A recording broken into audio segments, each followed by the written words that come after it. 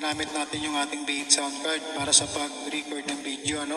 So kung tingnan natin dito, wala tayong Doon pala sa mga viewers natin na nagtatanong kung paano nga ba mag-record ng video gamit itong ating B8 sound card. So ito mga idol, itong papakita natin ngayon, itong magagamit natin dito kapag re-record tayo ng video, So ito ang monitor, volume ito papunta sa ating, kung halimbawa gagamit tayo ng amplifier or mixer, para marinig natin kung okay ba yung pumapasok doon sa record natin sa ating cellphone.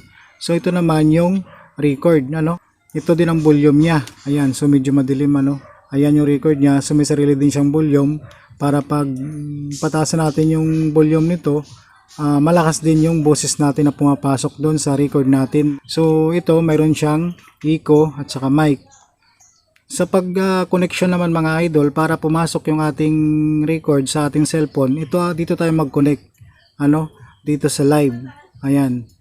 Live 2 at saka live 1. So dalawang cellphone natin ang pwede gamitin natin na pang record. So kung halimbawa, ang isang cellphone natin ginagamit natin sa ating YouTube channel, yung isa naman ay sa ating Facebook page. So pwede tayo magsabay ng record dyan gamit itong dalawang live connection, So ang ginagamit naman natin ditong connection idol, yung kasama din ito, Ayan, kung nakikita niyo yan, BBPL siya 3.5, ang kulay itim niya ay 3, So ayan, PL to PL ang connection natin.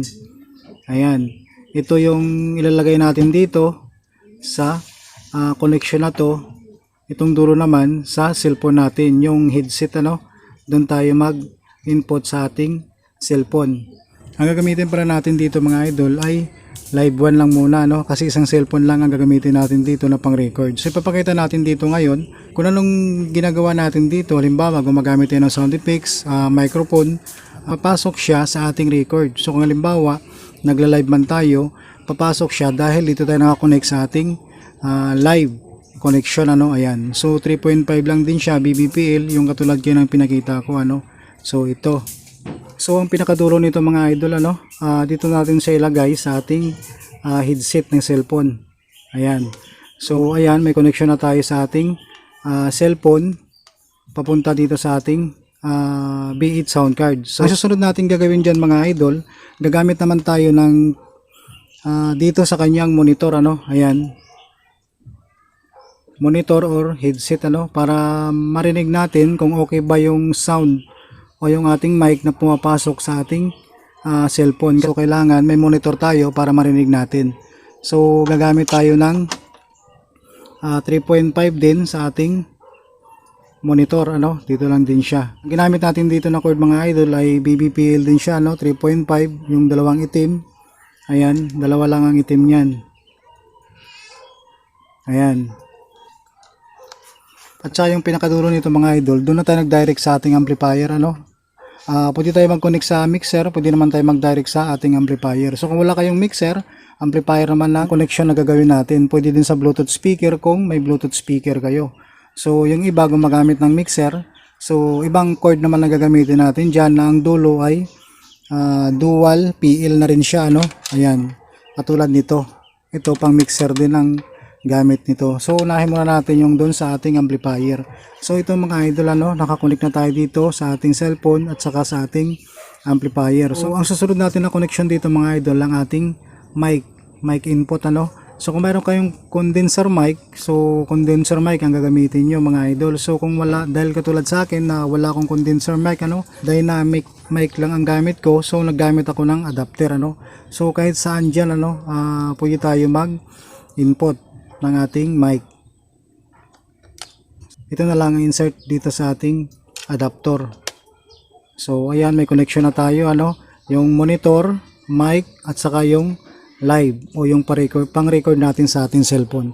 So bago natin i-record mga idol, i-check muna natin sa ating monitor kung okay ba yung pumapasok ng mic at saka sound effects natin. Baka mamaya distorted na o hindi maganda ang pasok, so maapektuhan yung ating record. So ipa-power on lang natin yung ating amplifier. So i-check na natin ngayon mga idol yung ating sound effects kung okay ba,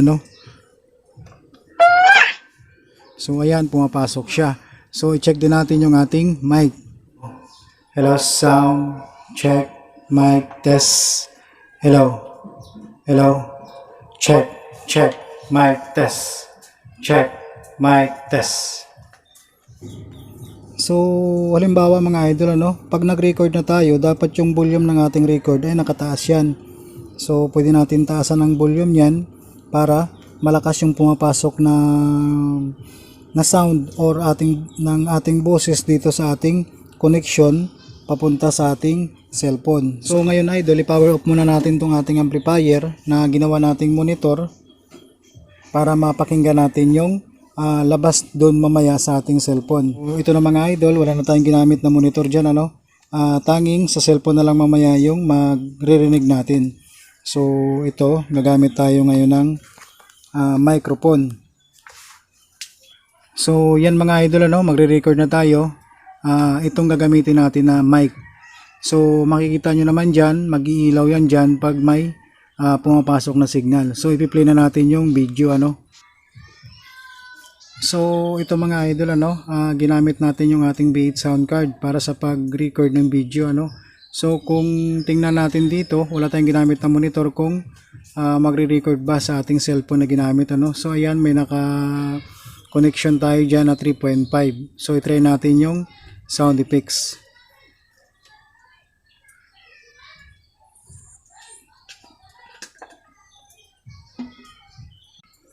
So ito mga idol, pakinggan natin yung ating ginawang record na pinadaan natin sa ating B8 sound card. So ito mga idol, ginamit natin yung ating B8 sound card para sa pag-record ng video. So kung tingnan natin dito, wala tayong ginamit na monitor kung magre-record ba sa ating cellphone na ginamit. So ayan, may naka-connection tayo dyan na 3.5. So i-try natin yung sound effects. So dun sa mga gusto na magkaroon ng background music habang gumagamit o nag-live man sila o naggagawa ng record, so through Bluetooth na lang pwede tayo mag-connection dito sa ating B8 sound card. Basta pag nagre-record na tayo ng ating video gamit dito sa ating B8 sound card, huwag natin kalimutan yung pinaka-record volume, dapat mataas yan para maganda yung pasok ng boses natin sa ating record. Kaya mas okay mga idol, habang nagre-record tayo sa ating cellphone, mayroon tayong monitor para narinig din natin yung ating boses o yung ating mga sound effects na ginagamit.